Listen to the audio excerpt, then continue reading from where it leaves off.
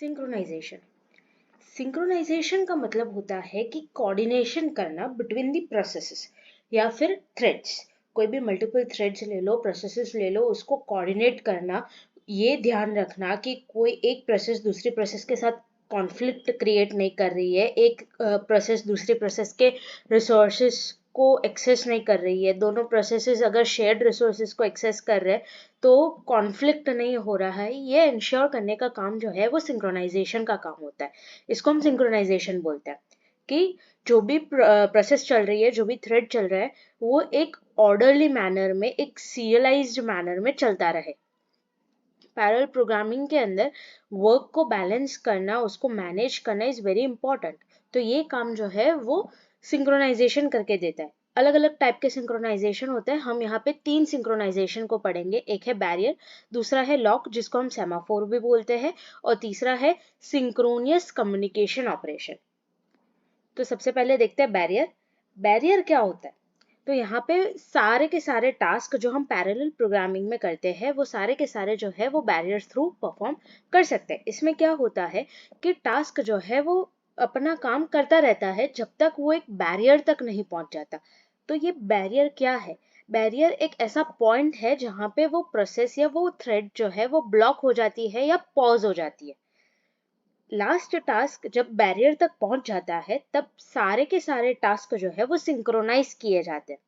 After being synchronised, जो भी task serial manner में परफॉर्म करने के होते हैं वो सारे के सारे परफॉर्म किए जाते हैं, एग्जीक्यूट किए जाते हैं, और बाद में जो नॉन सीरियलाइज्ड टास्क है उसको परफॉर्म किया जाता है, यानी एग्जीक्यूट किया जाता है।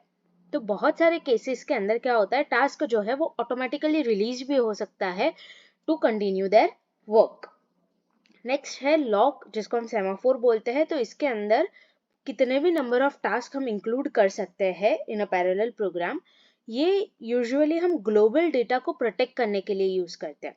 इसमें क्या होता है कि एक टास्क एट अ टाइम एक लॉक को एक्सेस कर सकता है। यानी लॉक जो है उसको अगर हम समझ ले एक रूम जैसा है, और एक प्रोसेस आई, रूम को यूज किया, फिर वो प्रोसेस चली गई, फिर दूसरी प्रोसेस आएगी, वो फिर रूम को यूज करेगी, फिर वो चली जाएगी, तीसरी प्रोसेस आएगी, ऐसे चलता रहेगा। यानी रूम के जितने भी रिसोर्सेस है वो पर्टिकुलर एक प्रोसेस जो है वो यूज करेगा, राइट। तो उसे हम एज एन एग्जाम्पल ऐसा कंसीडर कर सकते हैं। तो एक ऐसी जगह है जहाँ पे ग्लोबल डेटा को रखा जाता है और प्रोसेसेस आती है, और जिस प्रोसेस को एक्सेस मिलता है वो प्रोसेस जो है वो प्रोटेक्टेड डेटा को एक्सेस कर सकती है और लॉक लगा देती है।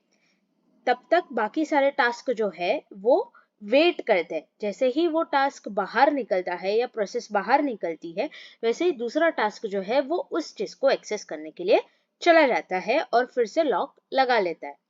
लॉक सेट करता है, लॉक रिलीज करता है। सेट करने पे वो पर्टिकुलर प्रोसेस जो है वो सारे प्रोटेक्टेड डेटा को एक्सेस कर सकती है। जैसे ही रिलीज करेगा नेक्स्ट प्रोसेस अंदर आएगी और उस पर्टिकुलर ग्लोबल डेटा को एक्सेस करेगी। फिर आता है सिंक्रोनियस कम्युनिकेशन ऑपरेशन। तो जैसा नाम है वैसा ही काम है। यहाँ पे कम्युनिकेशन है, इसका मतलब क्या हो गया कि जो टास्क एक दूसरे के साथ कम्युनिकेट करते होंगे वही इसमें आएंगे। तो जब कम्युनिकेशन होता है तब कोऑर्डिनेशन की बहुत जरूरत पड़ती है। तो एग्जाम्पल ले सकते हैं, जैसे कोई सेंड ऑपरेशन परफॉर्म करना हो तो सबसे पहले रिसीव ऑपरेशन का एक्नॉलेजमेंट लेना जरूरी होता है। रिसीवर को पूछना पड़ता है कि भाई मैं डेटा सेंड कर रहा हूँ, क्या तुमको ये डेटा चाहिए? जब रिसीवर बोलता है कि हाँ भेज दो, तब जाके सेंड ऑपरेशन जो है वो डेटा भेजेगा। तो ये इंश्योर करना कि एक्चुअल में उस चीज की जरूरत है या नहीं, कम्युनिकेशन होना चाहिए या नहीं होना चाहिए, उस एक्नॉलेजमेंट को सिंक्रोनियस कम्युनिकेशन ऑपरेशन बोलते हैं। तो ये था सिंक्रोनाइजेशन के बारे में।